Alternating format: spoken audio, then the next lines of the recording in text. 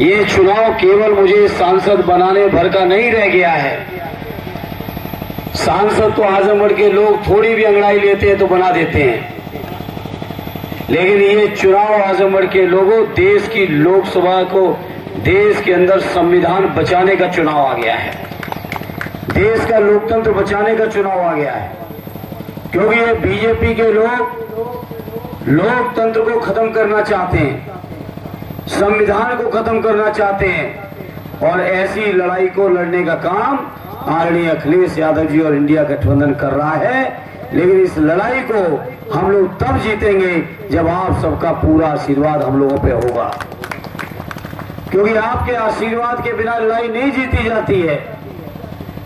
लोग, ये बीजेपी वाले चाहते हैं तानाशाही चले, जैसा ये चाहे वही चले, जनता के बीच से कोई आवाज न उठ पाए, कोई अपनी आवाज न कह पाए, कोई स्वतंत्र रूप से बात न कर पाए। ये बीजेपी के लोगों का लगातार षड्यंत्र है।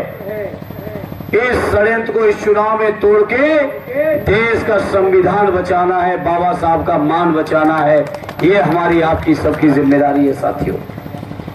और जब बीजेपी हारेगी तो स्वाभाविक इंडिया गठबंधन की सरकार बनेगी, और इंडिया गठबंधन की जब सरकार बनेगी तो बड़े बड़े काम होंगे मेरे बुजुर्गों, माताओं, बहनों।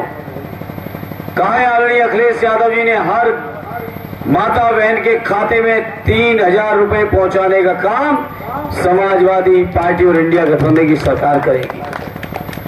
आने वाली दिसंबर खत्म होते होते, दिसंबर 2024 खत्म होते होते 30 लाख सरकारी नौकरियां देने का भी गठबंधन का वादा है आपसे।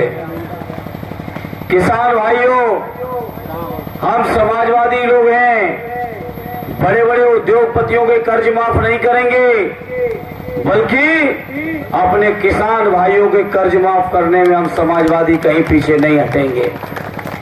सोचो, 16 लाख करोड़ रुपए का कर्ज माफ मोदी जी ने कर दिया है बड़े बड़े चुनिंदा उद्योगपतियों का। चुनिंदा उद्योगपतियों का 16 लाख करोड़, किसान भाइयों का तो 1 लाख करोड़ भी खर्च नहीं होगा कर्ज, तो किसानों के कर्ज भी माफ करेंगे। किसानों की फसलों की जो लागत है उस लागत का 1.5 गुना समर्थन मूल्य केवल बातों में और भाषणों में नहीं, कानून बना के किसानों को 1.5 गुना समर्थन मूल्य दिलाने का काम समाजवादी पार्टी करेगी और इंडिया गठबंधन करेगा। इसलिए इस मौके पर आप सबसे अपील लेके आया हूं और उम्मीद लेके आया हूं कि आप सबका पूरा सहयोग, समर्थन और आशीर्वाद मिलेगा, और उस आशीर्वाद की बुनियाद पर बीजेपी की सरकार को उखाड़ फेंकेंगे।